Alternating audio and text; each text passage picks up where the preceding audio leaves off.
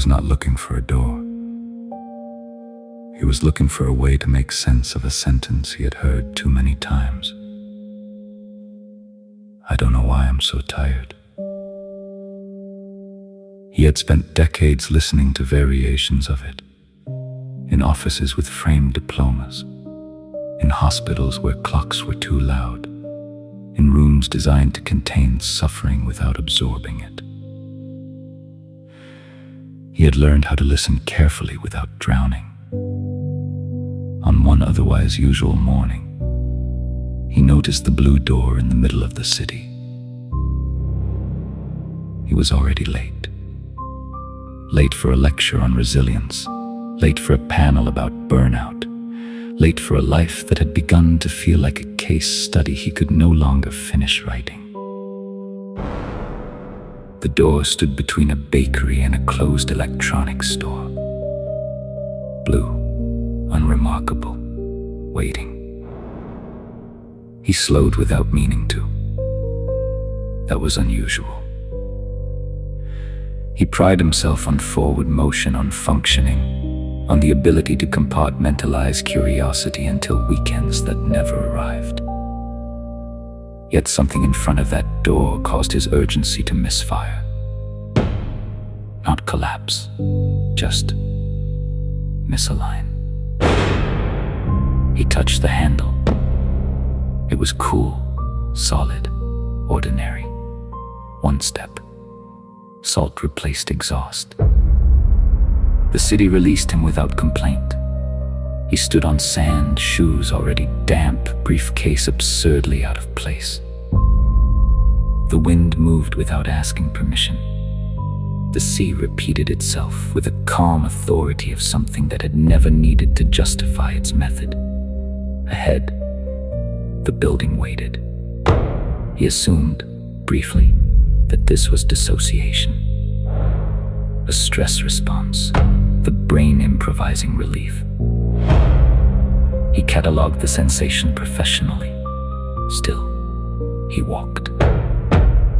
The building did not present itself as a clinic. No signage, no reception desk. And yet, it said Blue Clinic.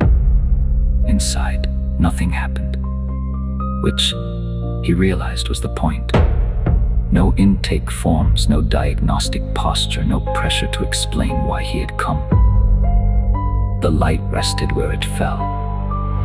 The rooms were patient without being passive. He sat, minutes passed, or hours. Time did not assert itself. For the first time in years, no one asked him to translate suffering into language. No one needed insight. No one required interpretation. He noticed something unsettling. His body was ahead of his thoughts. His shoulders dropped before he understood why.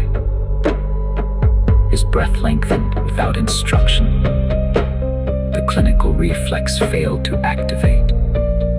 This disturbed him more than panic would have. He had built his life on the assumption that awareness preceded change. Here, change occurred without explanation, without narrative. He stayed the night, then another. He attempted to leave on the third day. He truly did, but the path rearranged politely, and he returned without surprise. Over time, others arrived.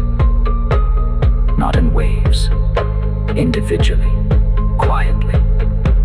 Some spoke, some slept, some stared at the sea as if waiting for permission they had never been granted elsewhere. He did not treat them. He noticed them. When someone asked what kind of place this was, he answered honestly, for the first time in his career, I don't know. I'm just still here. Years passed.